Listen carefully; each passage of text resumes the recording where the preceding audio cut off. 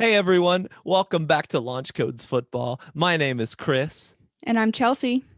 and today we're going to be talking about the Super Bowl. It is here, and it is high time. Let's go.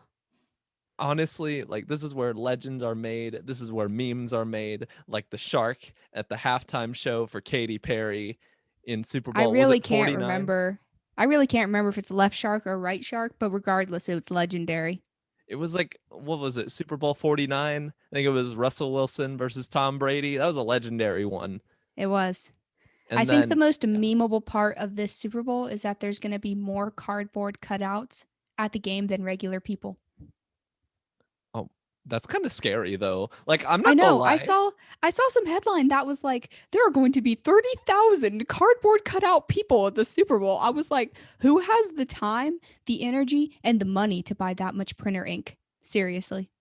The NFL does. They must have a really big printer. I mean, honestly, it's kind of creepy in some way. Like, I don't Oh know no, how it I feel is. about it. But hey, if people want to pay for it, why not? Just to be like, hey, my cardboard cutout got to go to the game. I just imagine like bragging, being like, yeah, I was at the game. You know, my cardboard cutout, not actually me, but that's what matters, right? Look, hey, whatever way, I know if my cardboard cut out there, that might be the closest I'll ever get to being at a Super Bowl. So, Oh my gosh. I'm trying to figure out how many there actually are. Oh, here it is. According to the NFL, the official attendance at Raymond James Stadium for Super Bowl will be 25,000 fans and 30,000 cutouts. it's gonna be so creepy for the fans that are there. It's just gonna be I know. like, Imagine turning to your left and being like, hey, Bob. Oh, well, anyways, we got a good show for y'all today. Basically, we're going to be covering some headlines, our matchups, and hot take segment. And then also, we're just going to go run through the pick again that we made. But basically, we're going to start out with the Super Bowl headlines. So, Chelsea, what do you got for us? so number one, this dropped yesterday. I don't know if you guys heard, but two Chiefs players, wide receiver Demarcus Robinson and backup center Daniel Kilgore, have landed on the reserve COVID-19 list 6 days before the Super Bowl. Now we're recording this on Tuesday, so it's only 5 days before the Super Bowl now. And by the time this comes out, it'll be Wednesday. So I'm sure that there will be more news on this by the time this episode actually comes out.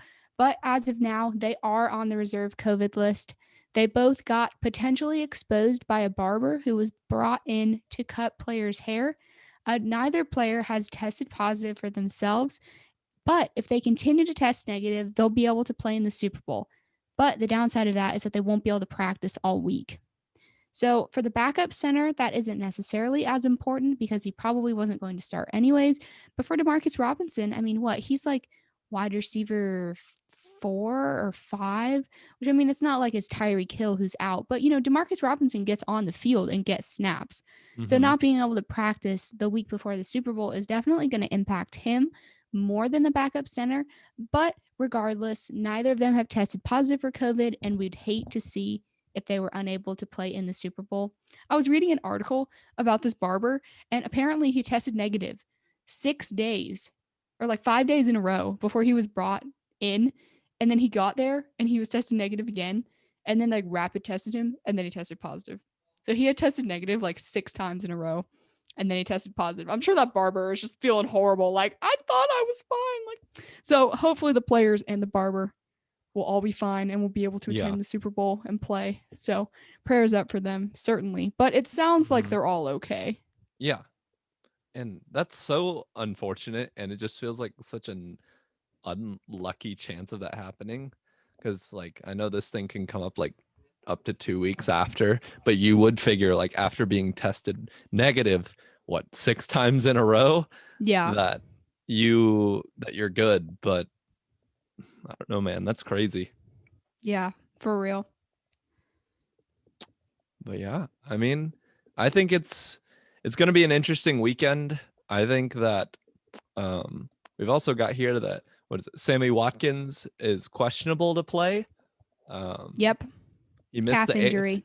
Yeah, calf injury. He missed the AFC Championship, but he has been practicing this week, and he felt good on Monday, that being And we don't yesterday for know us. how he's feeling today since today's Mm-hmm. Tuesday. So hopefully he has a full practice today. And then when this comes out tomorrow, hopefully he'll have a full practice on Wednesday. So I'm sure that there will be more news out on Sammy Watkins by Wednesday or Thursday Mm-hmm. relative to him playing. But as of now, his chances are definitely looking better than they did last week because, like you said, he missed the AFC Championship last week, wasn't able to Mm-hmm. play. And getting Sammy Watkins back, while he's like a wide receiver 4, he still has the ability to spread the field and take double Mm-hmm. teams off of Kelsey and Hill. And if you have the ability to take a double team off of them, you're going to get destroyed. So these backup receivers, even though they aren't like Tyreek Hill or Travis Kelsey or, whoever, they still have a significant role in this offense because they help spread the field. Yeah. So if they are able to get both Demarcus Robinson and Sammy Watkins back for this game, that's going to make their offense even more scary than it usually is. So hopefully they get those players back and it makes the game even more entertaining. But kind of looking at the other side of the field, looking at the Bucks. So wide receiver Antonio Brown and safeties Antoine Winfield Jr. and Jordan Whitehead are all battling injuries for this game. Antonio Brown did not play in the the NFC Championship again. And you could tell he wasn't playing, but the Bucks have a pretty good offense, and it's not like he was their wide receiver 1. So it made a difference that he wasn't there, but it wasn't like losing like a Travis Kelsey, you know. Mm-hmm. But I think the real story here is Winfield Jr. and Whitehead because they're the starting safeties for the Bucks, and they're going to be going against Tyreek Hill and Kelsey and Robinson and Sammy Watkins and Byron Pringle and everyone that this offense has to offer.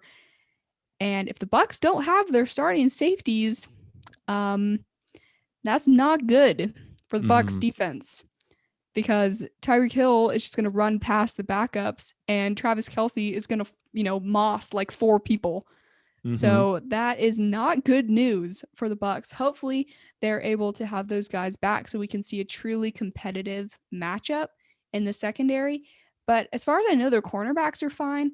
But Antoine Winfield is a breakout star rookie this year, and Jordan Whitehead is solid. So not having those guys who are your starters, who are experienced in the Super Bowl, if they don't have them, that's going to hurt.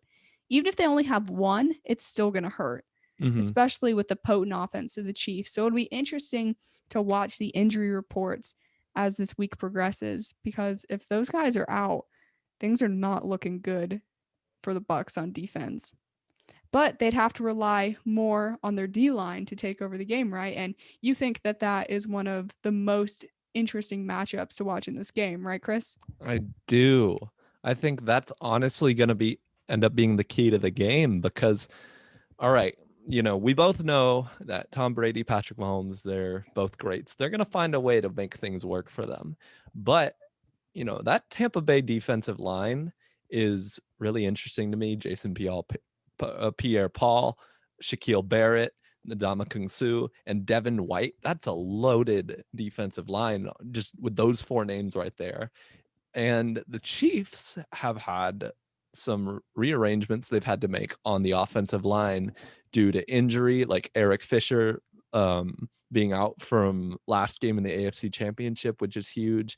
They are now having to switch their offensive line around. Eric Fisher tore his Achilles tendon in the AFC Championship. Michael Schwartz has had a back injury since week 6, and he's still expected to not play. He was actually their best offensive lineman last year. And also with the COVID thing, that's their backup center could be out for this game. Hopefully not. Mike Remmers is going to be at left tackle, replacing Eric Fisher. Andrew Wiley will go from right guard to right tackle. Stefan Wisniewski, please forgive me if I mess that up, but is going to be at right guard. And I think this is going to be a really interesting rearrangement. They've had to do this before earlier in the season due to COVID opt-outs and different things. So they have had experience having to rearrange their line. And if, you had to pick any quarterback that could work with this line, you could definitely pick Patrick Mahomes. But I think this could be a big deal. I mean, you saw how they played against Green Bay, or Tampa did against Green Bay in the NFC Championship.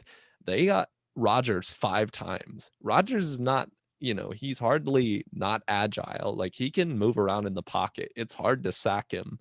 And he's very smart with his decision making. He can get it out when he needs to. And so really this could be the deciding factor on who wins the Super Bowl on this matchup right here, because the Chiefs offensive line, like, they're going to have to play really well against this defensive line. But if the defensive line can put a lot of pressure on Mahomes and get to him 5, 6, 7 times, that could be really big, and that could be a huge detriment to the Chiefs. I mean, we have to remember the Bucks and Chiefs played this year, and it was a close game. It ended now, and the Chiefs ended up winning, driving down the field and getting to where they could knee it at the end. But I mean, the Bucks kept it close. At first, they looked rough, but eventually they got things together, and now they've looked hotter than they have the entire year. So I think this will be a really interesting matchup and could really be the one that decides the Super Bowl, is this offensive versus defensive line right here. No, I definitely agree. I think that the storyline with the backup center potentially not being able to play in the Super Bowl if he gets a positive COVID test, I think that that could become way more important if he ends up not being able to play in that game. Because if they have an injury that happens in that game to their center or one of their guards and they need him to come in, he's not going to be there. He's not going to be available if he ends up testing positive for COVID. So I think that that is very important to make sure that he tests negative and that you keep him healthy, because with the O-line issues that they have right now, if they lose backups, like, that could spell real trouble for them. I think that, looking at the difference between the Packers and the Chiefs, both Aaron Rodgers and Patrick Mahomes are mobile. We both know this. We've seen it time and time again. If I was going to pick a more mobile quarterback, I'd probably pick Mahomes over Rodgers, just because he's younger and he's a little more athletic than Rodgers is currently. So I think if they are able to get to Mahomes 5 times, that it's serious, because, Mahomes, he isn't Lamar Jackson. He's not going to run for 150 yards on you, but I do think he's a little more mobile than Aaron Rodgers, and they took him down 5 times. So with Mahomes being more mobile, if, they get to him 5 times, it's bad, because he has an even greater ability to escape. And if he can't, then that's just an issue. It'll also be interesting to see how this impacts their run game also. I don't know a whole lot about, which linemen are better at running or run blocking or pass blocking. I don't know their players super, super well, but I know that the Chiefs, they have a good running back class, but at least Clyde Edwards-Helaire has not really shown up this year, which I'm sure a lot of Chiefs fans are disappointed about, because they took him in the first round. They took him over some pretty good other running backs, and they took him over Jonathan Taylor, who I think is clearly better, and they took him over James Robinson, who was an undrafted kid who ended up being a top 10 running back at one point during the season. So Edwards-Helaire hasn't really panned out the way that they thought he was going to in his first year, which I think is an interesting storyline to watch. Like, obviously he's not bad. Like, he's good. He's not saying that, he's absolutely awful. But I mean, if you're going to take a guy out of LSU in a powerful, potent offense, I think you'd expect him to perform a little better this year than he did, especially if you're in an offense like the Chiefs, which, yeah, it's pass heavy, but even still.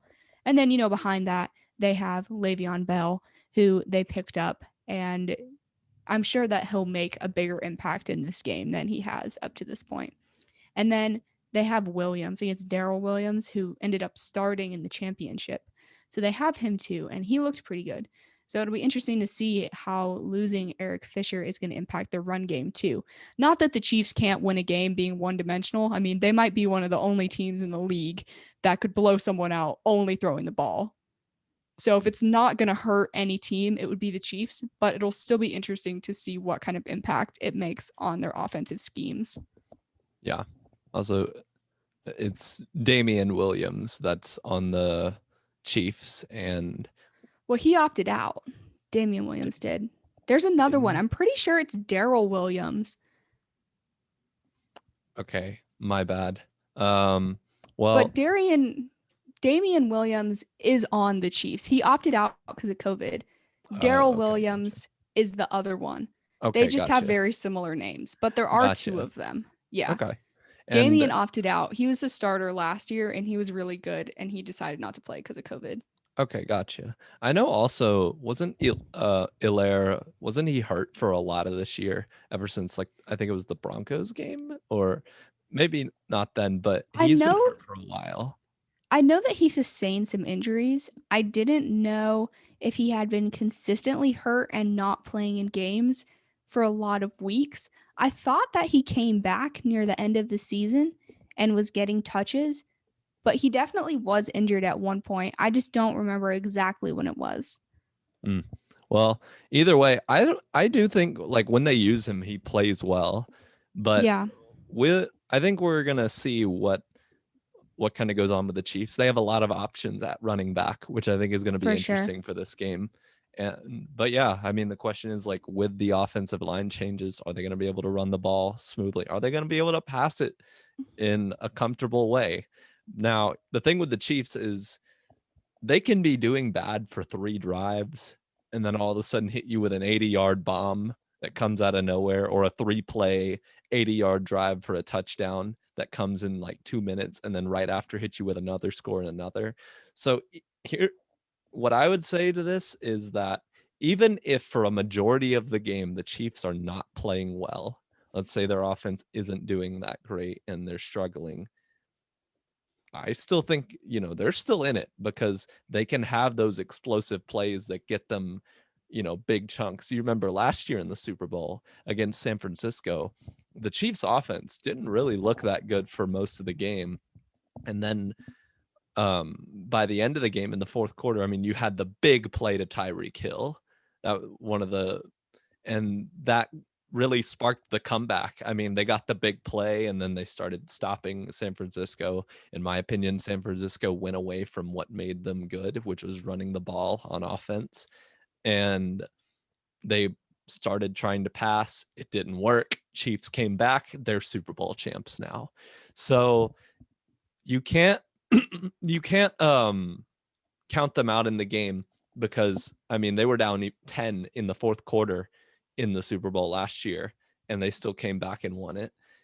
And so, honestly, I think it's going to be interesting to see. I think Tampa Bay cannot get comfortable on defense. They're going to have to play tight coverage and constant pressure on Mahomes in order to win this game, because at any point in this game, the Chiefs can make a big play to put them right back in the game, even if they're down 21 or 14, which we'll have to see if that happens. But that's just my thoughts on, like, what Tampa Bay will need to do defensively. They cannot let up pressure at any point in this game. Yeah, those defenders are going to be absolutely dead after this game. They're going to be exhausted.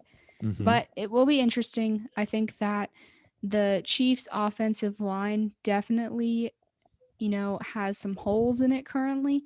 And I think that those holes could lead to some pretty negative things happening. It's going to be interesting to see how they game plan around that. And I mean, watch this be the game that the Chiefs run for like 250 yards. Like, they don't do it all year, and then in the Super Bowl, they like stop throwing the ball and run it. And, I hope that all those guys do well. My point with Edwards-Helaire was not to say that he's bad. It's just like they took him in the first round and he didn't have the season they were expecting, and he didn't perform the way that they thought he would. Even though he got injured and everything, even in the games we saw him, he wasn't spectacularly impressive. Like, he was still good. I just don't think that he was as good as they were banking on him being. But let's talk about kind of the other half of that Tampa Bay defense, their secondary versus the Chiefs receivers. What do we know about that, Chris? Well, we've already talked about the safeties being out. And so that could cause some problems here. I think that Kelce and Hill might wreak havoc. I mean, Travis Kelce, I don't think people understand like you can understand how important he is and still not understand how important he is, if this makes any sense, because I it's understand. it's just like his presence on the Chiefs offense. If you notice, it seems like every time the Chiefs are in a hole, and need to get some yards, Travis Kelce is somehow open. He has such a big impact on this offense.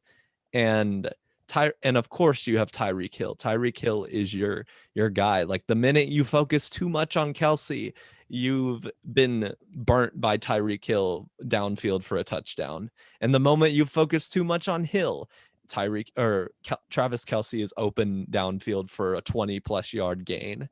And he's just, in my opinion, he's not just the safety valve, but he is the best tight end in the league.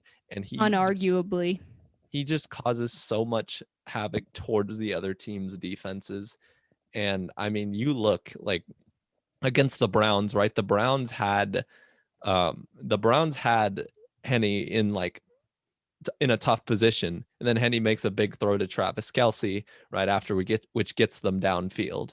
They didn't score on that drive, but it still killed more clock and inevitably helped them win the game. Travis Kelce is just a huge part of this team. And I think this will be interesting to see him versus Gronk, because Gronk, he doesn't really get a lot of touches. But I will say, against Green Bay, that one run he had up the field, or the catch he had and ran up the field, he may not have looked spectacularly fast or anything, but it got them a good chunk of yards and put them in field goal position to go up by 8, which ended up being a huge deal for them. So I think Gronk could play well in this game. I think he's still good. He's still reliable. You throw it to him, he can still catch it.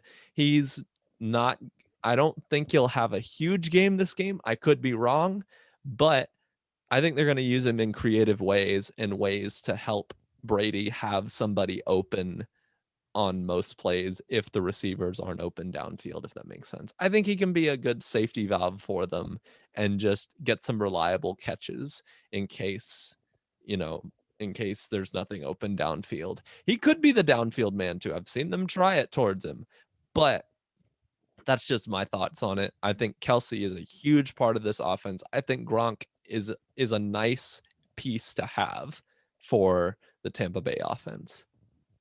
Yeah, I mean, if you look at the way that the Chiefs offense is built, specifically with their tight ends and their receivers, right? It's kind of built precariously.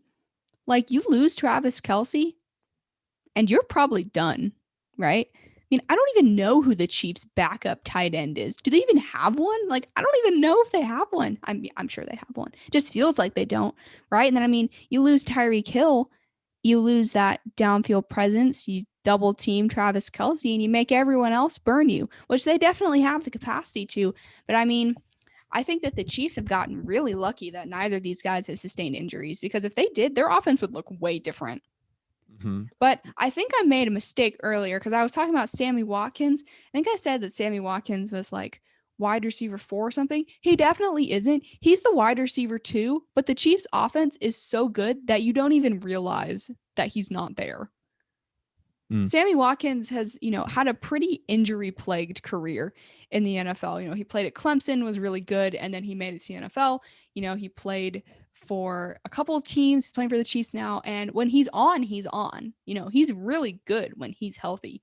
Mm-hmm. He just can't stay healthy consistently. But I mean, you got Tyreek, you got Sammy Watkins, if he plays in this game. You have Mecole Hardman, who totally had that redemptive game last week after he fumbled that and then, had his 50-yard run and his touchdown. He totally redeemed himself. Then you have Demarcus Robinson, if he plays. You even have Byron Pringle, which some people are like, who the heck is Byron Pringle? But Byron Pringle is really not that bad. Like, he has made some catches this year, and he is really not that bad of a wide receiver. So it'll definitely be interesting. And then, you have Kelce, who's unarguably the best tight end this year, who can absolutely destroy you. It's like you double team Kelce, Tyreek's going to burn someone. You double team Tyreek still might burn both of them, and Kelce's going to be open. You double team both of them, and Mecole Hardman's going to burn you. So it's like, how do you even go about trying to stop this offense, even with a healthy secondary? And if the Bucks don't have that healthy secondary, it's like, just like as a fan looking at that offense versus some backup safeties, I would not be feeling too hot if I was Bruce Arians about that. I'm really hoping that both of those secondary or both those safeties end up playing, because if they don't, it just might be a mess. Mhm. But can we talk But about how Bashaud Breeland wants to play against all the Bucks receivers? yeah, I saw that. I mean, this guy wants to show his talent off to the world. He wants to take them all on, which, I mean, hey, more power to him, of course. Like, hey, if you want to be a Super Bowl champion, you got to beat the best.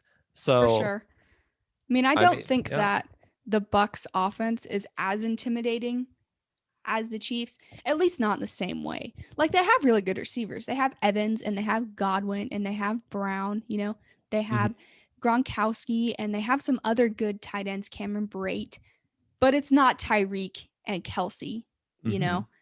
But they have a more established running game with Ronald Jones and Leonard Fournette. So they have that kind of over the Chiefs. So it's interesting. Like, both offenses are strong in certain ways, but not in the same way.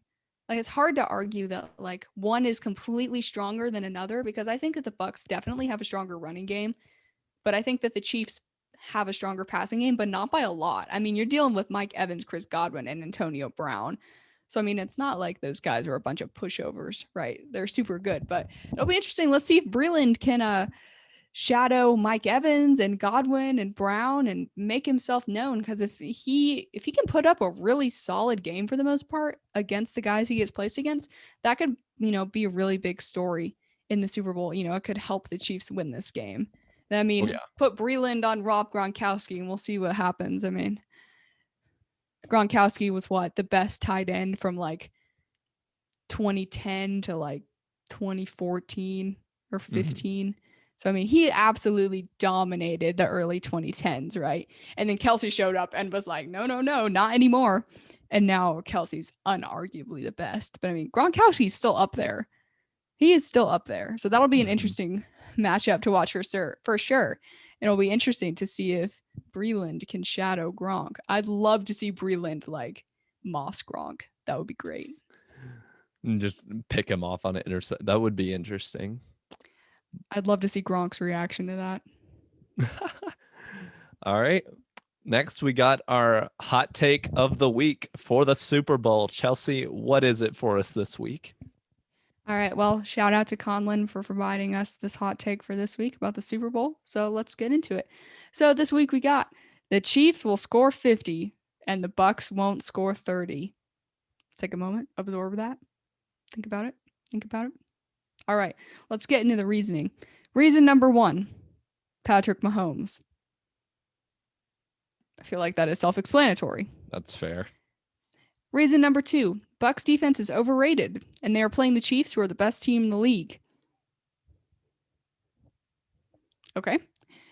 Number 3, the Bucks aren't even the best team in the NFC. They just got hot at the right time. He thinks that the best team in the NFC is the Packers. And if you look at that game, I mean, the Bucks, or the Packers, they lost a close game, but Brady threw 3 interceptions in that game, which is typically more than enough to give the game up, regardless of how many touchdowns you score. So if Brady throws 3 interceptions in the Super Bowl, he's probably not going to win. So he thinks that Hill and Kelsey might have 400 yards combined, which honestly is not really that much of a reach. Because if Tyreek Hill gets like 3 80-yard passes, I mean, that's already over 200. So, and then with the win, he thinks that the Chiefs are going to win this game. He thinks that Mahomes will begin his dynasty as the new Brady, potentially even overtaking him as the best quarterback of all time one day. Now, personally, I still think it's a little too early to call that. I like to compare guys when they're retired versus when one, may or may not be retired, maybe close to retiring, one's not. I like when they're both retired and I can analyze them in the same way. But if Mahomes, just side note, if Mahomes becomes the new Brady, I'm completely cool with that because it means that the old Brady is not there anymore. And I like Mahomes. As a Colts fan, I will be happy when Tom Brady retires. He might be like 53 when he retires, but one day it will have to happen, right? It's inevitable. He'll have to retire eventually. So personally looking forward to that day. But yeah, what do you think? Do you think that the Chiefs are going to absolutely roll over the Bucs, or do you think the Bucs are going to make it competitive? I mean, so first I do want to address the Bucs aren't the best team in the NFC. They just got hot recently. I mean, okay, here's the thing with the NFL playoffs. One of the questions that can arise with a one and done tournament of any kind is, does the best team actually win? And I think, so if we're talking March Madness, college basketball, where 68 teams are in, maybe not. I don't think the best team always wins in college basketball. And I don't think it always happens in the NFL this year. But I mean, if we look at this year, it's like, yes, the Packers were the number 1 seed, and maybe they were the best team overall. But like, in my opinion, to be the best, you got to beat the rest, right? You lost to Tampa twice, and one of those times was an absolute blowout. And it wasn't even when Tampa was hot. It was while Green Bay was doing really well. And so, I mean, I can kind of see the what's meant there, but in my opinion, Tampa won. They beat all they had to, and Green Bay didn't do their job. I mean, so at least that's what I feel with that. But as far as Brady throwing 3 picks, yeah, he can't do that this game. I mean, if he does, that's a huge detriment to the offense. I mean, he has to play at his Super Bowl level. I don't even think he can play like he did against the Rams a few years ago. I think he's going to have to play exceptionally well. Lights out.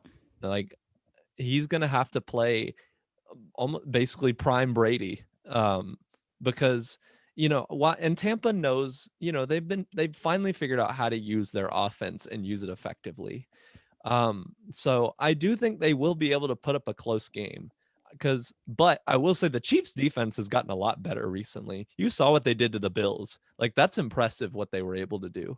And so with this game, it is definitely possible that the Chiefs can put up 50. I mean, they weren't far from it the first time they played the Bucs, but I will say when they played the Bucs, it was a close game. So I would like to see how this goes over.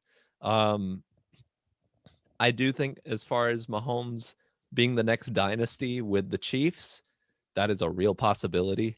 I mean, he's made the Super Bowl back-to-back years now, which that doesn't happen at all in the NFL. That's very rare, and it's rare for a team to repeat. If he repeats, that is something that, later on down the line, assuming Mahomes continues to have the success that he's had, a repeat is a huge contributor to the whole. If you're greatest of all time, let's say he wins 3 or 4 more rings, and he can be like, I repeated. Brady never did that.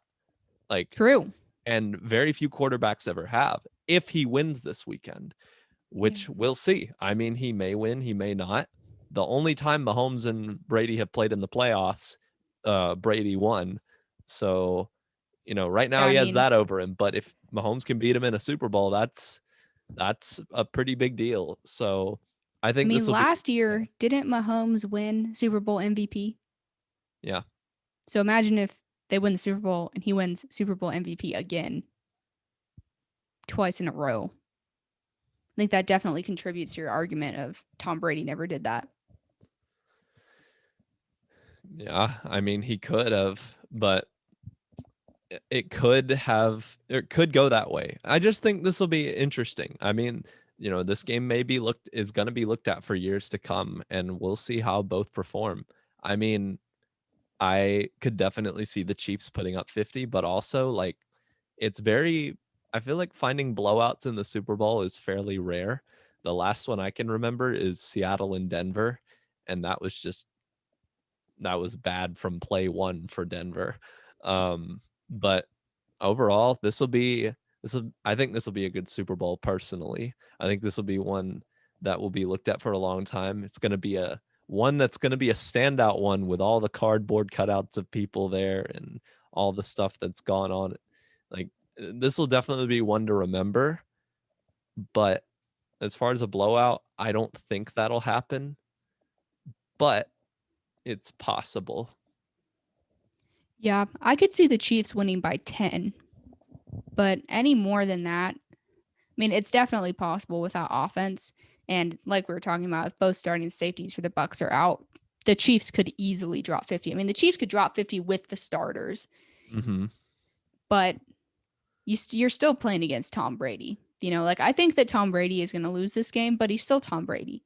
Yeah, he's not 32-year-old Tom Brady, but he's still the greatest quarterback full time. So, I think that probably 10 to 14 is for either side, I would guess is probably the most that they would win by. I don't foresee a blowout in this game just because it's a Super Bowl and it's highly competitive. Plus, we don't see a lot of them.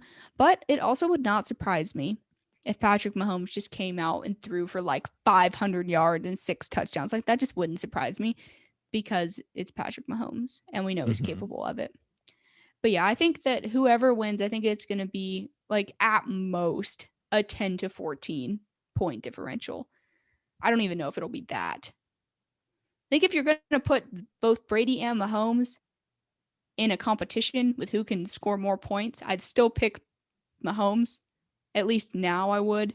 But I don't know if I'd pick Mahomes to win by that much. But I think that the Chiefs will win. I don't know if they'll win by 20, but I think it'll be real competitive. And I think if they do have a quote blowout, I don't think it'll be more than 2 touchdowns personally. But I think that, pertaining to the best NFC team being the Packers, I think that on paper the Packers are, except maybe at wide receiver. They're a little thin there. But on paper, I think that the Packers are really good. I just don't think that they performed. And that sucks for Brady because you can kind of tell that their window is closing, right? Because Aaron Jones is a free agent this upcoming offseason. They have A.J. Dillon, who's going to be a stud. So it's not like they're going to have any issues. But even still, I mean, the dude's going to be good. So it'll be interesting. It's going to be a very fun Super Bowl. I'm really looking forward to it, honestly. Same here. Chelsea, do you want to reiterate our picks real quick before we go here? Yeah, for sure. So, Super Bowl, Chris, you picked the Bucks, Tom Brady, and I picked the Chiefs and Patrick Mahomes. Regardless, I think it's going to be a very entertaining game. And of course, me being me, I'd never want to see Tom Brady win a Super Bowl ever again because we've had to endure it how many times now. But yeah, I got the Chiefs. You got the Bucks. I'm sure we will be corresponding during this game if we're not, watching it already. So every time the Chiefs score, I'm going to be like, Patrick Mahomes. And then Patrick Mahomes is going to throw an interception. Chris is going to be like, Antoine Winfield Jr. So it'll be a fun time. But yeah, that's our picks for this week. Let us know who you guys think is going to win this game. I'll put a poll up on our story on Instagram. Let us know who you think is going to win. We'll see what the percentages say, and then we'll talk about that. Yeah, I'd be really interested. Send us what you think the score will be. I think that'll be interesting. If I had to list a score, I'm going to go like 28-24. Well, since I'm picking the Bucks, I'd go like 28-24 Bucks. But yeah. For the Chiefs, I think I'd go maybe like 34-27. I think that the Chiefs will score at least 30. Okay. That's what I'm going with. All right. 34-27. I know I'm kind of picking a low score, but it's kind of hard to find Super Bowls where offenses are just like, dominating because it's the Super Bowl. Defenses are a lot tougher now. Like it is the highest point in football that you can get to. So it's kind of hard to find like a completely offensively dominant game. You can of course look at the Eagles and Patriots. That was the most I believe that had like the most offensive yards combined in a Super Bowl ever. So I mean, Go we'll see. Eagles. All right, but yeah, I think that's all we have for today. So Chelsea, you want to lead us in our outro? Yeah. Hey, thanks for listening, guys. Tune back in next Wednesday for more content and to hear us break down the Super Bowl. In the meantime, follow us on Twitter at _LC football _, Instagram at LaunchCodesFootball, and on Facebook and YouTube at LaunchCodesFootball. I'm Chelsea. And I'm Chris. And we'll see you next week. Go Chiefs! See y'all.